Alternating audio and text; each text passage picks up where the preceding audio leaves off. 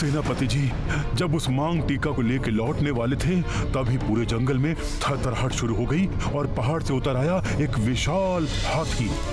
वो सेनापति जी को सूंड में लपेट के अपनी पीठ पर चढ़ा के ले गया पूरब की ओर।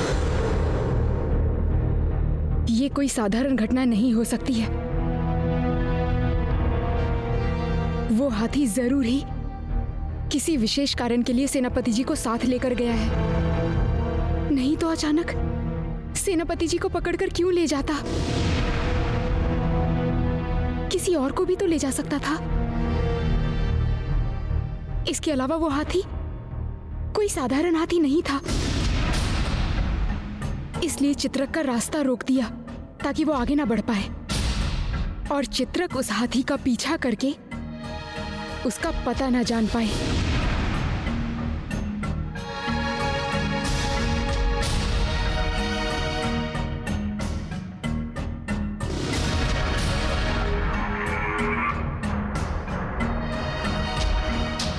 नहीं, और प्रतीक्षा नहीं। मुझे अभी जाना होगा पूरब के जंगलों में।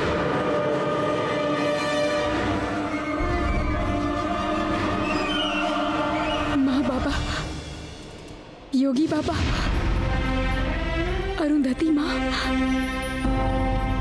तुम लोग मुझे माफ करना। इसके अलावा और कोई उपाय नहीं है। मुझे जाना ही होगा।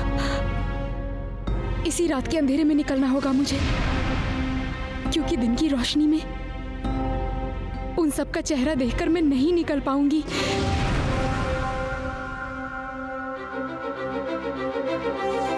जादुई झोले का सब सामान साथ रखना होगा, वो सब मेरे काम आएगा।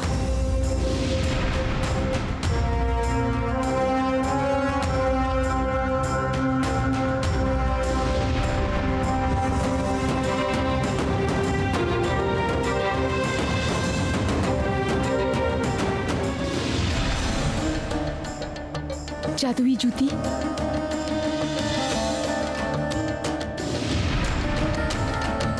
जादुई छुरी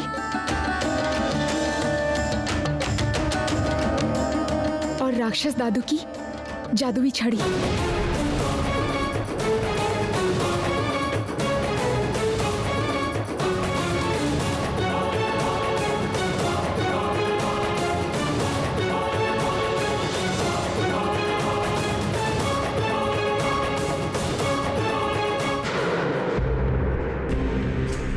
जिसमें राक्षसी रानी के प्राण हैं, वो रक्त चुन्नी भी साथ में रख लेनी चाहिए।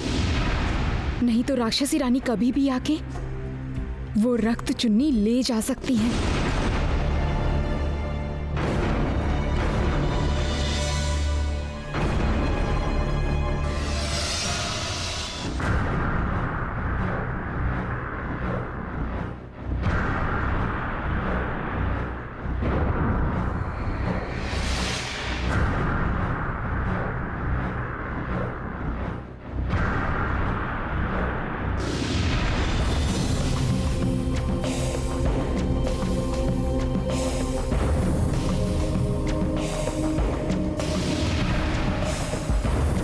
बागान की ओर भाई लोग पहरा दे रहे हैं। उधर से नहीं जा पाऊंगी।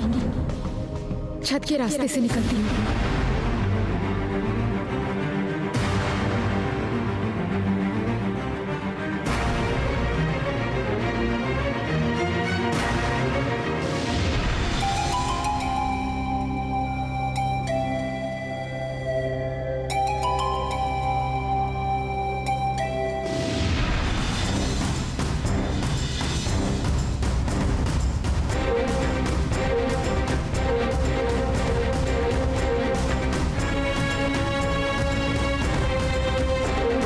जूती पहन के कहीं भी जाऊं, जहां चाहूं वहां जाऊं। चलो जादुई जूती, पूरब के जंगलों में।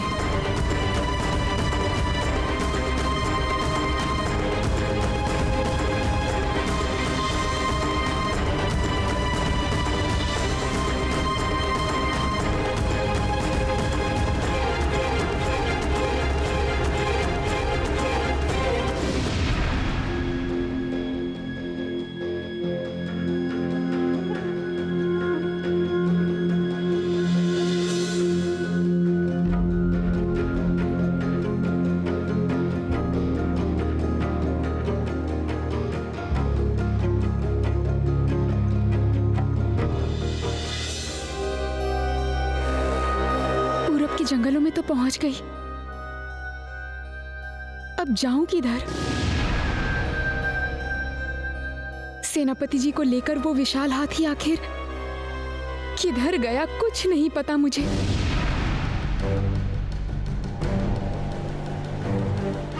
चित्र घोड़े ने कहा था कि पूरब के जंगलों से और पूरब की ओर गया था वो हाथी। इसका मतलब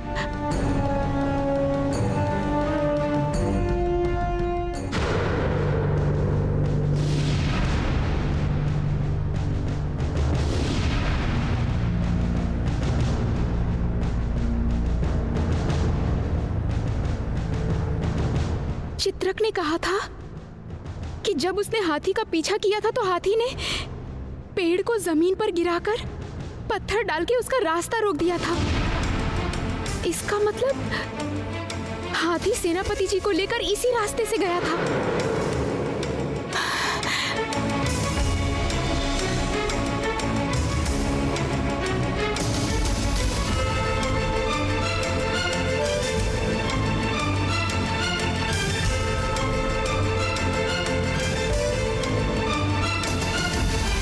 अगर ये काम उस हाथी का है, मतलब सारे रास्ते वो इसी तरह पेड़ तोड़ते हुए सेनापति जी को लेकर गया है,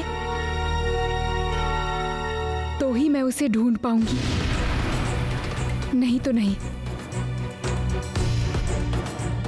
पर फिलहाल इस निशान को देखते हुए जाने के अलावा मेरे पास और कोई उपाय नहीं है।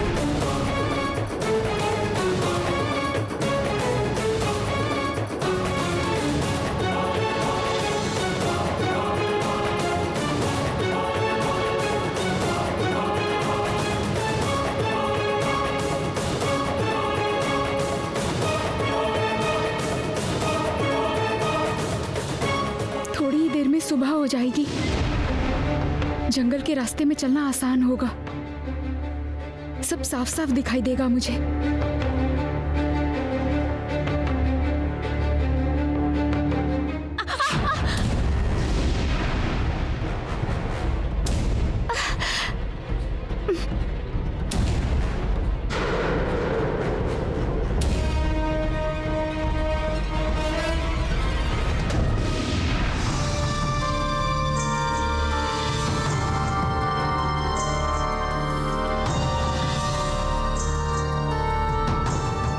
इस बीमार बच्चे को छोड़ के मैं यहाँ से निकलूं कैसे? नहीं नहीं नहीं, ये बहुत ही निर्दयी काम होगा।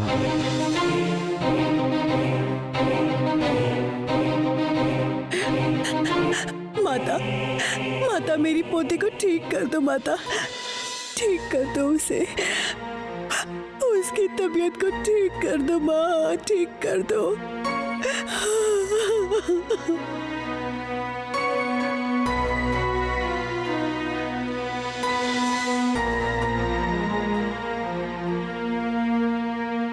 मानसिक चोट की वजह से ये बीमार हो गई है। आप सबको तो पता ही है कि राजकुमारी पूरी तरह से स्वस्थ नहीं है। उनके हृदय में बड़ा ही गंभीर रोग है।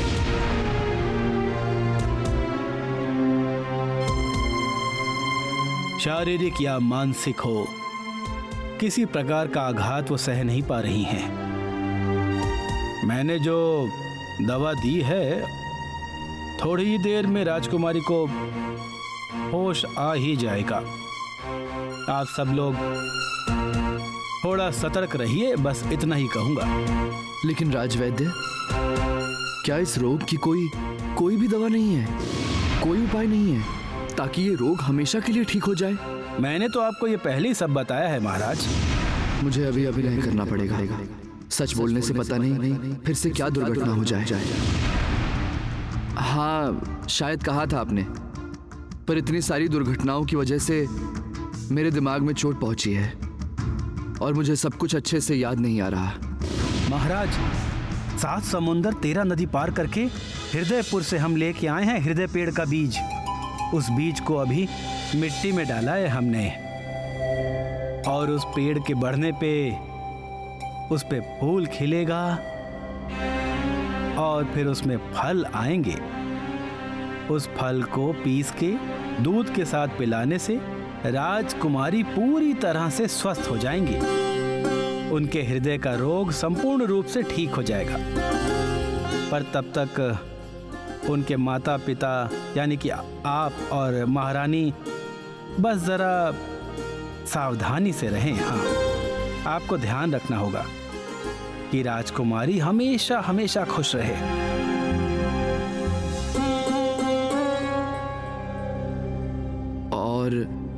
और इस हृदय पेड़ में फल आने में और कितना समय लगेगा राजवैद्य?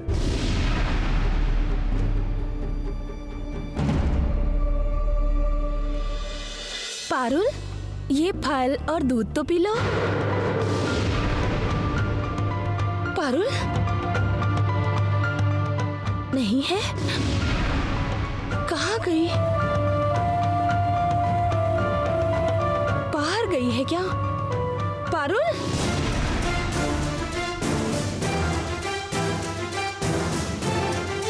बच्चों जल्दी उठो तुम लोग। माँ क्या हुआ? पारुल बहन कहीं नहीं है। क्या तुम्हें पता है कि वो कहाँ गई है? किंतु पारुल बहन तो कक्ष में ही थी। लेकिन पारुल बहन एक बार कक्ष से निकली तो थी। क्यों? क्या? सेनापति जी के प्रिय घोड़े चित्रक की आवाज सुनकर पारुल बहन जंगल की तरफ भागी हैं। क्या?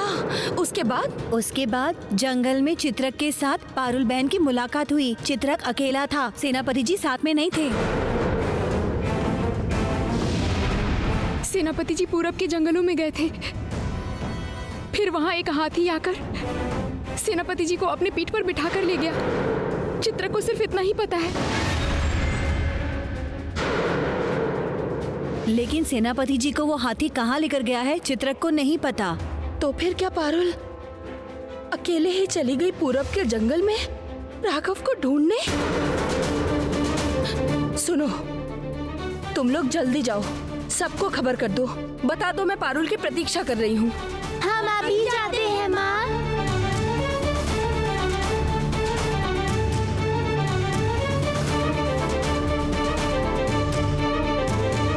पारुल फिर से किसी मुसीबत में तो नहीं फंस गई?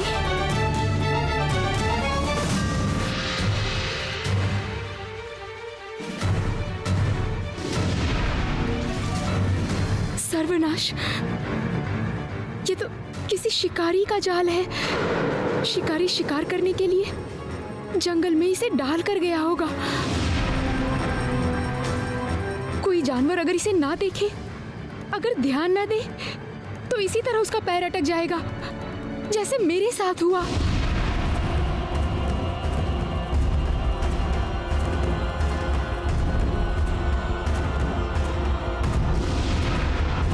लेकिन अब मैं इस फंदे से निकलूं कैसे?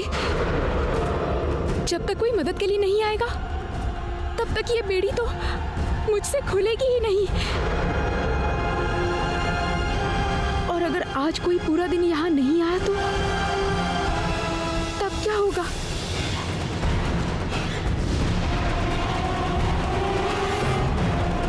ऐसा लग रहा है कि कोई दूर से देख रहा है मुझे।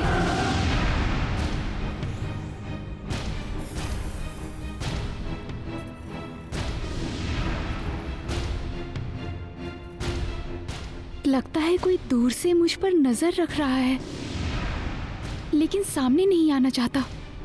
कौन छुपा हुआ है वहां पर? तुम लोग जो भी हो, सामने आ जाओ। डरने की कोई बात नहीं है। मैं यहाँ अटक गई हूँ, मुझे मुक्त करो।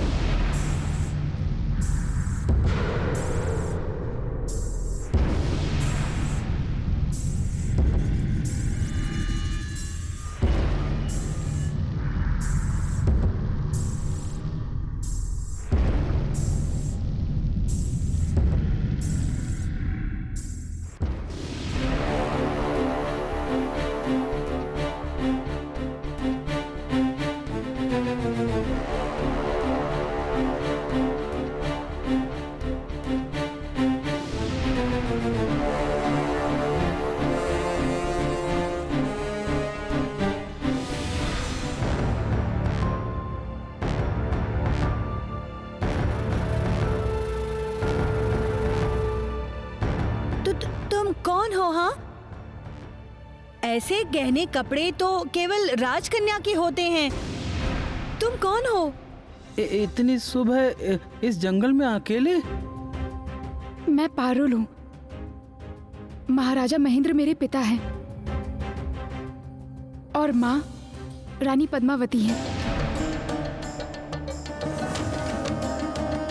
सूर्यनगर की राजकुमारी? हाँ, हमारे सामने। हम कितने भाग्यशाली हैं। अरे तुम मुंह फाड़ के देख क्या रही हो? प्रणाम कर। राजकुमारी हैं राजकुमारी। इनके पिता ना हमारे राजा हैं, राजा। आपको प्रणाम राजकुमारी जी। हमें क्षमा कर दीजिए। हम जंगल में घूमते रहते हैं, शिकार करते हैं और हम इसी वन के उस तरफ एक छोटी सी झोपड़ी में रहते हैं। राजा रानी कोई भी इस तरफ कभी भी नहीं आया, इसलिए हम आपको पहचान नहीं पाए। क्षमा कर दीजिए। नहीं नहीं, माफी की क्या बात है। तुम दोनों बहुत अच्छे हो। तुम दोनों से मिलकर मुझे बहुत अच्छा लगा। आपके बहुत गुण और दया माया की कहानियां सुनी हमने। आज मिलके मन बहुत बहुत अच्छा हो गया। हम लोग बहुत ही गरीब लोग हैं। शिकार करके उसका मांस, चमड़ी, उसकी हड्डियां बेचकर अपना गुजारा करते हैं और इसी तरह अपना पेट भरते हैं। और क्या कहूँ, समझ नहीं आ रहा। कुछ नहीं, तुम लोगों का प्यार मिला, यही बहुत है मेरे लिए। ऐसा बोलने से नहीं चलेगा राजकुमारी। आपको कुछ तो उपहार लेना ही पड़ेगा। अगर बुरा ना माने तो अच्छा ठीक है, तुम दोनों का जो मन हो दे दो, मुझे मंजूर होगा।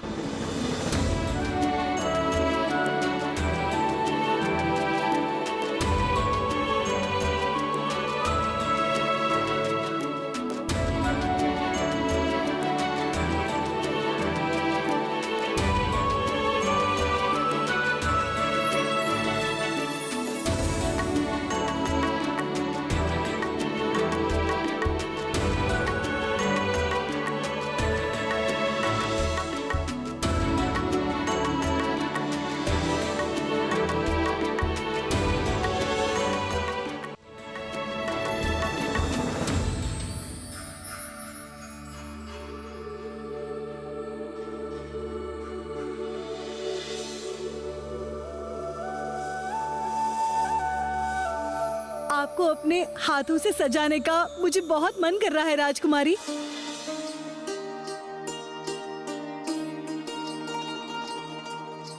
राजकुमारी, ये सब आप रख लीजिए। ये पहनेंगी ना तो आप बहुत ही सुंदर लगेंगी। आपका जब मन चाहे आप तब पहनिएगा, ठीक है? तुम दोनों का ये प्यार मैं जिंदगी में कभी नहीं भूल पाऊंगी। जब तक हमारे शरीर में प्राण हैं, हम हमेशा सूर्यनगर के राज परिवार के साथ हैं। तुम लोग मेरी एक मदद करोगे?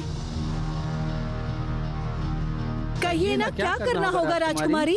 हम ना आपके लिए जान भी देने को तैयार हैं। हाँ, वो देखो, इस जंगल के अंत में जाना है मुझे। इस जंगल के एक तरफ है सूर्यनगर, पर दूसरी तरफ मैं कभी नहीं गई। लेकिन उस तरफ क्या है, ये जानने की बहुत इच्छा है मुझे। तुम लोग मुझे इस जंगल के अंतिम छोर तक जाने का रास्ता बता दो।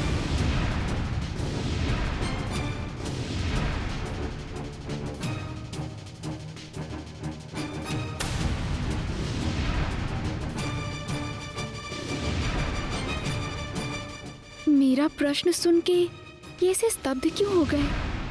उस हृदयपुर से लाए हुए हृदय पेड़ के बीज को बड़े होने में, एक पेड़ बनने में कम से कम 1 महीना लगेगा महाराज।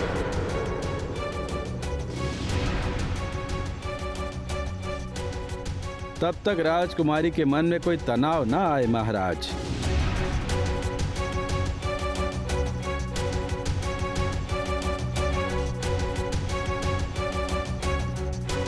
वो हमेशा हमेशा खुश रहे और सुखी रहे।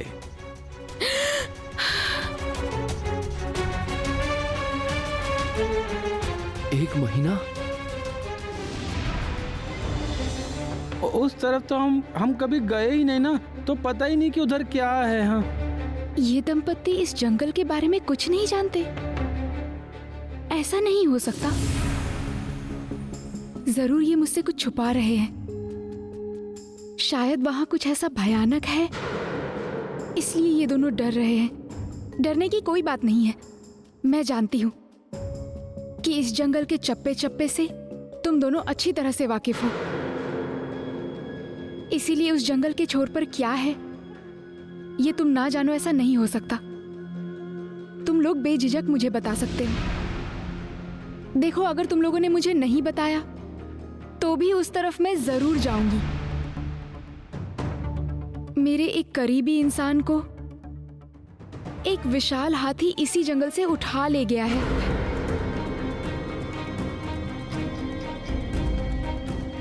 मेरे सेनापति जी को ढूंढने में दुनिया के किसी भी कोने में, किसी भी मुसीबत में कूद सकती हूं मैं। इसलिए तुम लोगों को पूरब के जंगल के बारे में जो कुछ भी पता है मुझे बताकर मेरी सहायता करो।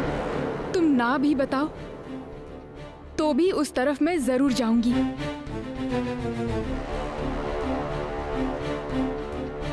देखिए मालूम तो है, पर हम लोग कभी उधर जाते नहीं हैं। सुना है कि उधर कोई जा ही नहीं सकता। हमने सिर्फ पूरब की कहानियां सुनी है बस। क्यों नहीं जा सकता कोई वहां? क्या है वहां पर?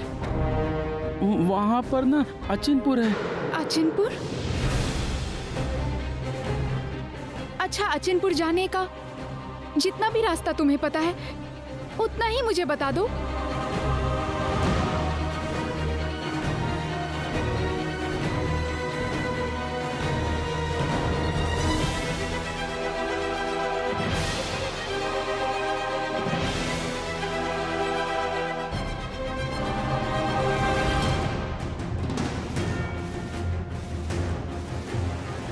तुम्हारा बहुत धन्यवाद।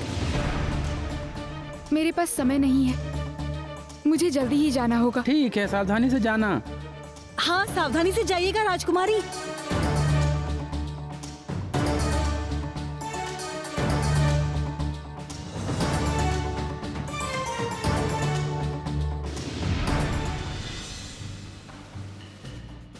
एक तो राघव को लेके इतने परेशान हैं हम, और इस बीच पारुल किसी को बिना बताए चली गई। किसी को कुछ पता नहीं। महामंत्री को खबर कीजिए। मैं और महाराज सेना लेकर राघव और पारुल को ढूंढने जाएंगे। आप परेशान मत हो माँ, हम साथ में जाएंगे पारुल बहन को ढूंढने। आज पारुल बहन की वजह से ही हमें ये मनुष्य का रूप मिला है। नहीं बच्चों, तुम लोग कहीं नहीं जाओगे। मुझे पता है कि तुम सबके पास दैवीय शक्ति है, लेकिन अनुभव नहीं है। अनुभव में देखा जाए तो तुम लोग पारुल से बहुत छोटे हो। इस तरह तुम सबको एक साथ मैं परेशानी में नहीं डाल सकती। हम सब वीर हैं, हम खतरों से नहीं डरते। आप हमें अनुमति दीजिए।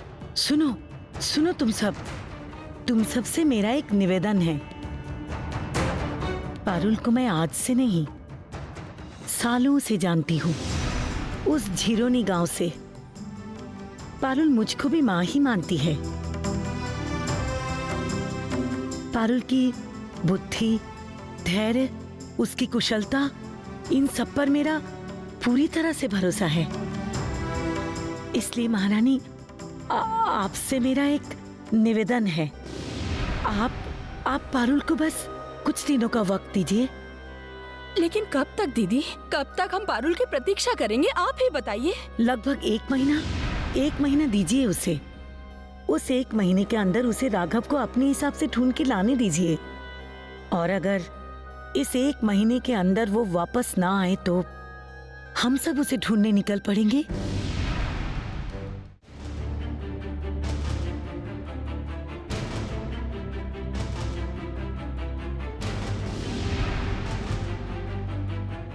सबसे विशाल पेड़ आने तक मुझे सीधे ही चलना होगा। उस दंपत्ति ने तो ऐसा ही कहा था, लेकिन अभी तक तो कोई विशाल पेड़ आया ही नहीं।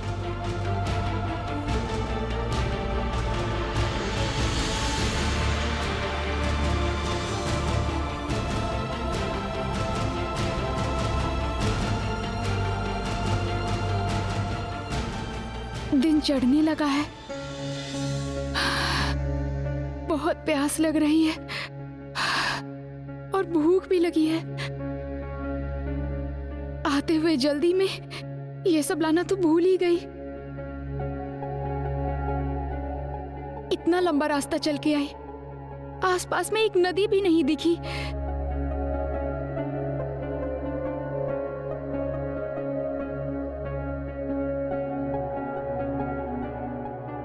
ये तो कमाल है, जंगल के इस हिस्से में कोई पशु पक्षी भी नहीं है। किसकी सहायता लूं मैं? कोई नहीं है यहाँ। ऐसा लग रहा है पूरे जंगल में मैं एकदम अकेली हूँ। और ये पेड़ पौधे दिन की रोशनी में भी कैसे डरावने से लग रहे हैं।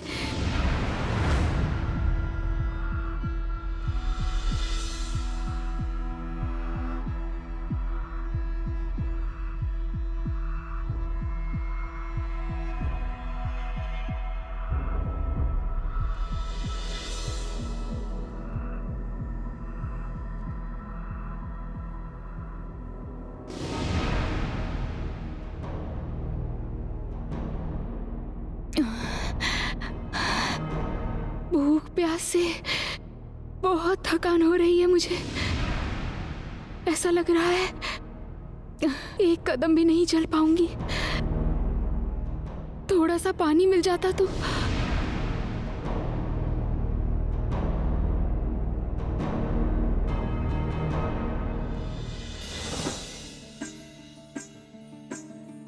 वो तो उस दंपति ने जैसा कहा था, सामने वैसा ही फैला हुआ विशाल पेड़ है। इसका मतलब मैं सही रास्ते पर चल रही हूँ। उस पेड़ की छांव में मैं थोड़ा आराम कर लेती हूँ।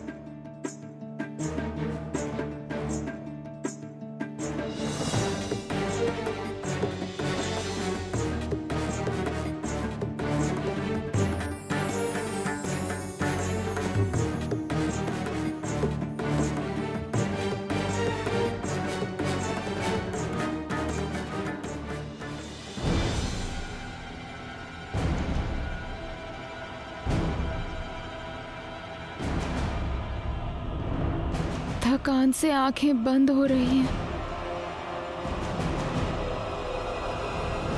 बहुत भूख भी लग रही है। अगर किसी पेड़ में कोई फल होता तो।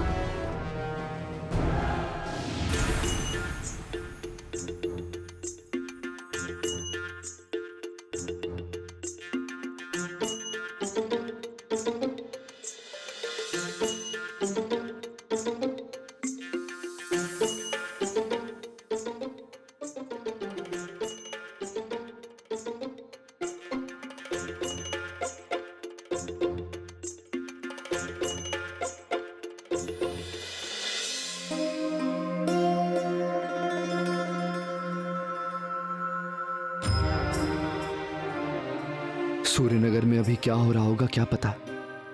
सारी रात बीत गई, शादी का मुहूर्त तो कब का बीत गया। पारुल, क्या अब मैं कभी पारुल की आंखों में आंखें डाल के देख पाऊंगा? पारुल क्या अब मुझे प्यार करेगी, भरोसा करेगी? कहीं मुझे गलत तो नहीं समझेगी पारुल?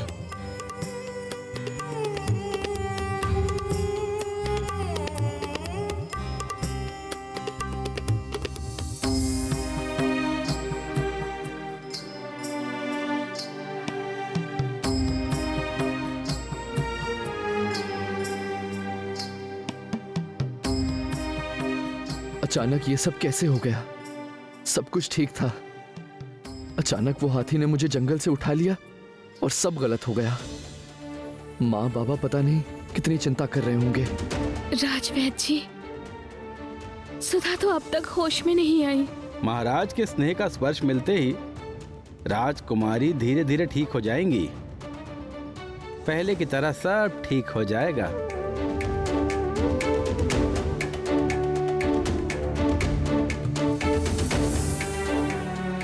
राजकुमारी सुधा मुझे अपना पिता समझ रही है। फूल की तरह निष्पाप ये लड़की अपने पिता का स्नेह पाने के लिए तड़प रही है। बेचारी, उसका क्या दोष है?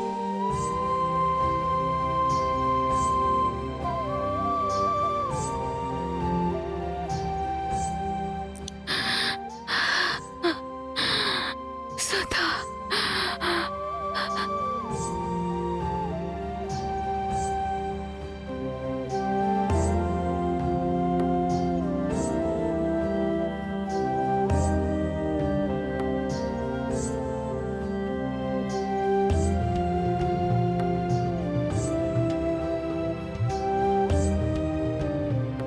सुधा,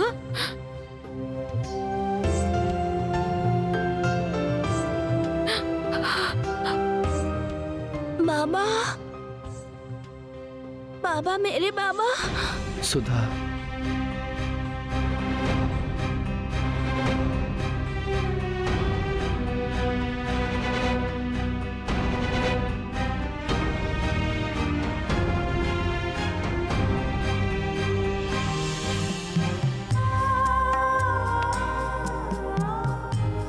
महाराज, राजपिता और राजमाता रात के भोजन के लिए आपकी प्रतीक्षा कर रहे हैं।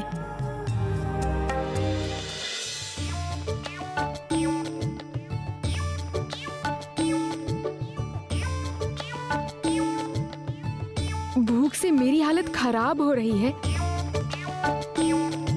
और तुम मजाक कर रहे हो। ये कोई तमाशा करने का समय है? तमाशा करना मेरे बचपन का स्वभाव है, इसलिए जंगल के दोस्त सब मुझे इसी नाम से बुलाते हैं। हाँ, तमाशा।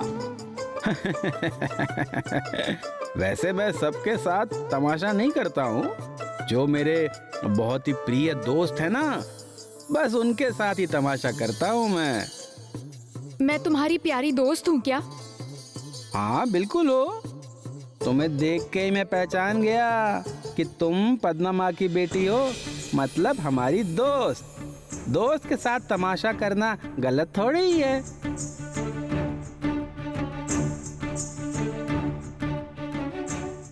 कुछ गलत नहीं है। मैं भी तो तुम्हारे साथ मजाक ही कर रही थी। तो पारुल दोस्त, इस रास्ते अकेले अकेले तुम कहाँ जा रही हो? हाँ, अचिनपुर। तो तुम अचिनपुर जाओगी? हाँ बंदर भाई, मुझे वहाँ जाना ही होगा।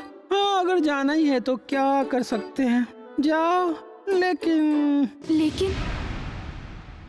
लेकिन क्या बंदर भाई? मुझे भी साथ ले जाना होगा। मैं भी जाऊंगा अचिनपुर। तुम भी जाओगे अचिनपुर? तुम जाकर क्या करोगे? मैं तो जा रही हूँ क्योंकि किसी को ढूंढना है। तुम्हारा भी कोई खो गया है क्या? नहीं नहीं, मेरा तो कोई नहीं खोया है। तो फिर अचिनपुर जाके तुम क्या करोगे? सुना है अचिनपुर एक अजीब नगर है। वहाँ जाने का रास्ता किसी को नहीं मिलता और एक बार जाने से कोई लौट भी नहीं पाता, पता है? नहीं, सेनापति जी को वापस लौटना ही होगा। अगर वो अचिनपुर गए हैं तो मैं उन्हें जरूर ले आऊंगी।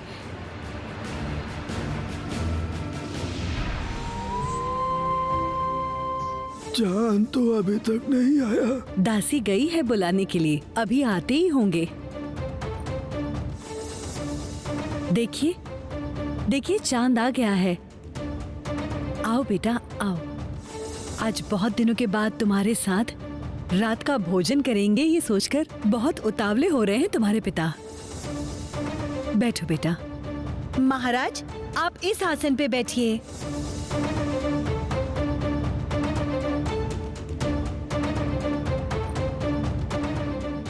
बेटा चांद, अब खाना शुरू करो। हाँ? ऐसे कैसे खाएगा वो जब तक मैं ना खिलाऊं उसे? बैठो बेटा, मैं अभी आती हूँ।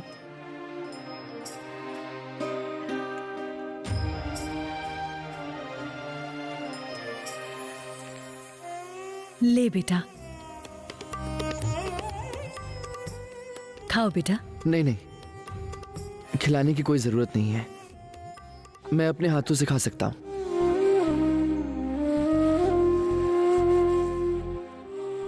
क्या हुआ है मेरे चांद को? पहले तो मैं खाना ना खिलाऊं तब तक वो खाना शुरू ही नहीं करता था। कहीं ऐसा तो नहीं किसी कारण से ये मुझसे नाराज है? अच्छा, क्या मेरा चांद मुझसे नाराज हो गया है क्या?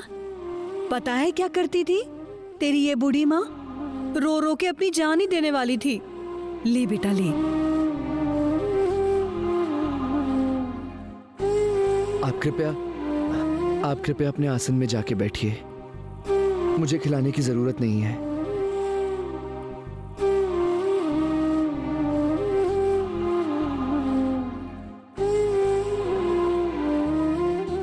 ये किस दुविधा में फंस गया मैं यहाँ। इन्हें सच्चाई समझाए बिना मुझे मुक्ति नहीं मिलेगी। अस्त्र लेके युद्ध करना बहुत आसान है, लेकिन प्यार, मोह, मान, अभिमान, इनके साथ लड़ना बहुत मुश्किल है, बहुत मुश्किल। तमाशा? तुम ऐसे क्या देख रहे हो? रुको रुको, ऐसे परेशान मत हो। तुम पहली बार इस जंगल में आई हो ना, तुम्हें सबसे अच्छे पेड़ का फल खिलाना है मुझे, वही ढूंढ रहा हूँ मैं। रुको, फल तोड़ के लाता हूँ।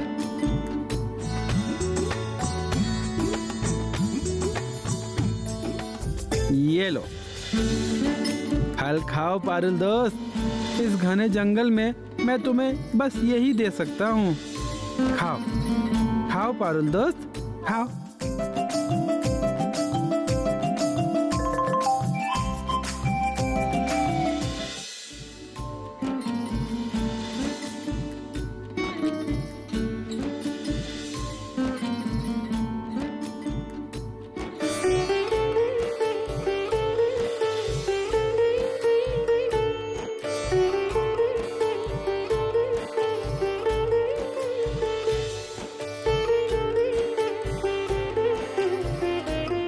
इस रसोई में जब मैं पहले खाना पकाती थी, महाराज राजकार्य छोड़कर छिप छिप के मुझसे मिलने आते थे।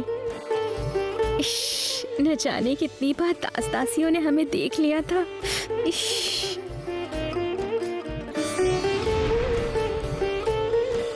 आपने बुलाया रानी माँ? अरे मछली कटी की नहीं, जाके देखना जरा। अच्छा रानी माँ, मैं अभी देखती हूँ। जल्दी जा जा जा जा।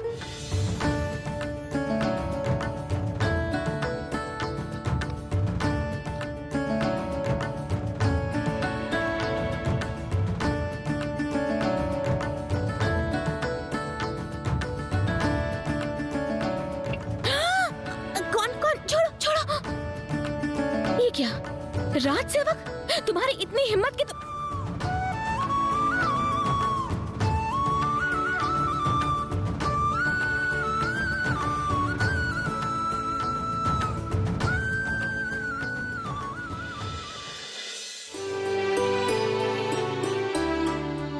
मैं तुम्हें एक बार देखने की बहुत इच्छा हुई मुझे, इसीलिए भेस बदल के रसोई आ गया। जी जी जी जी, मैं बिना सोचे समझे ही आपको। रानी मेरी बात सुनो, मुझे बिल्कुल बुरा नहीं लगा। अब ऐसा करो, जल्दी से मुझे मेरा पुरस्कार दे दो। पुरस्कार?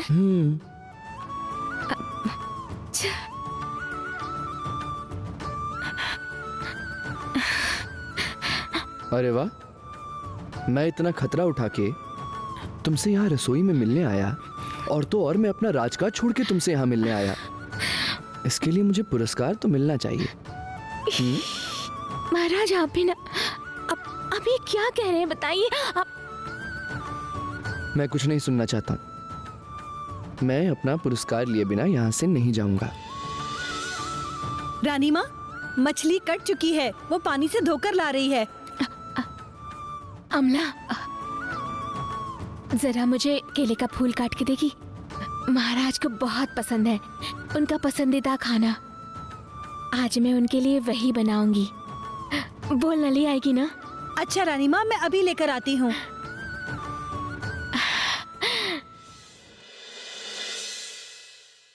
अब मुझे बहुत नींद आ रही है। आज की रात यहीं पेड़ के नीचे बिताते हैं। कल जैसे ही सुबह होगी हम दोनों निकलेंगे अचिनपुर के लिए। वही अच्छा है पारुल, तुम थोड़ा सा सो लो, मैं भी थोड़ा आराम कर लेता हूँ। ओह, पूरा दिन बहुत उछल कूद की है।